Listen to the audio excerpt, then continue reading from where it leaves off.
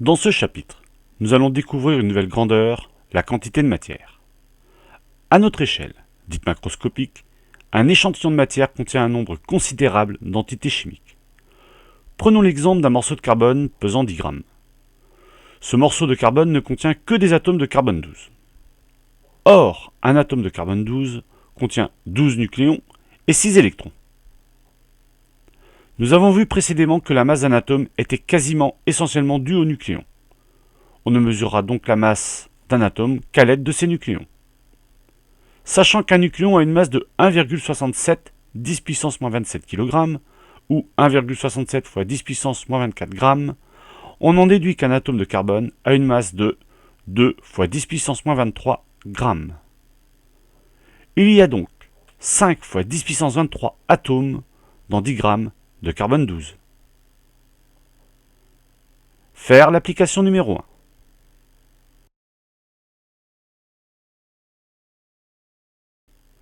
À travers cet exemple, on constate qu'il nous est impossible de faire des mesures à partir du nombre d'atomes de molécules, car l'utilisation de grands nombres n'est pas simple.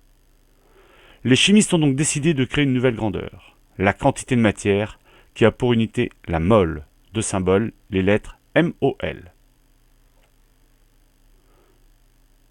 Une mole d'atomes, de molécules d'ions est la quantité de matière contenant 6,02 fois 10 puissance 23 atomes, molécules, ions.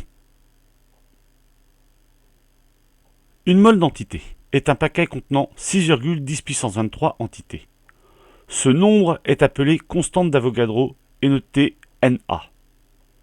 Il en résulte que le nombre d'entités grand N, le nombre de moles petit n et la constante d'Avogadro Na sont liés par la relation grand N est égal à petit n fois Na, avec grand N sans unité, petit n en mol et Na en mol moins 1.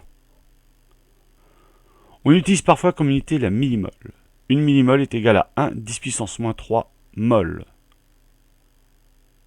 La masse molaire atomique d'un atome est la masse d'une mole de cet atome pris à l'état naturel. La masse molaire est notée grand M et son unité est le gramme par mol. Par exemple, la masse molaire du carbone est de 12 grammes par mol. Celle de l'oxygène est de 16 grammes par mol. Faire l'application numéro 2.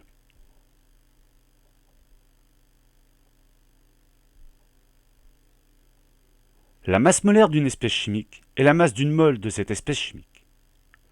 La masse molaire d'une espèce chimique est donc la somme des masses molaires atomiques de tous les atomes constituant cette espèce chimique, et son unité est le gramme par mol. Elle correspond donc à la masse molaire de la formule brute. Faire l'application numéro 3.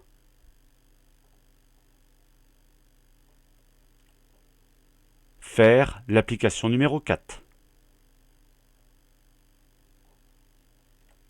Enfin, faire l'application numéro 5.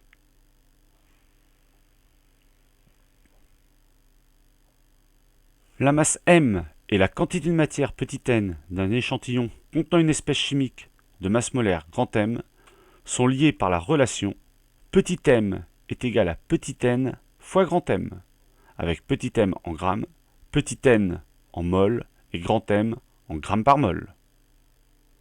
Faire l'application numéro 6. Faire l'application numéro 7. Dans le paragraphe précédent, on a vu que petit m est égal à petit n fois grand M. Donc, petit n est égal à petit m divisé par grand M. Or, la masse volumique ρ s'exprime en grammes par litre.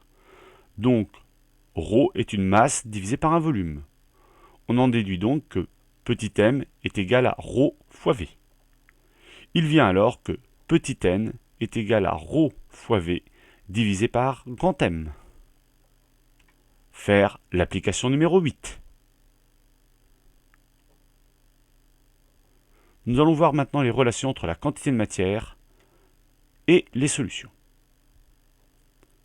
La concentration molaire d'une espèce est le rapport de la quantité de matière de cette espèce sur le volume grand V de la solution. Il vient alors que la concentration molaire en espèce A, Ca est égal à Na divisé par le volume de la solution, avec Ca en mol par litre, Na en mol et V en litres. Nous allons maintenant voir la relation qui existe entre le titre massique, la concentration molaire et la masse molaire. La masse molaire est égale à la masse divisée par le nombre de moles. On peut alors diviser en même temps la masse et le nombre de moles par le volume. Or, Ma sur V est égal au titre massique, Ta, alors que Na sur V est égal à la concentration molaire.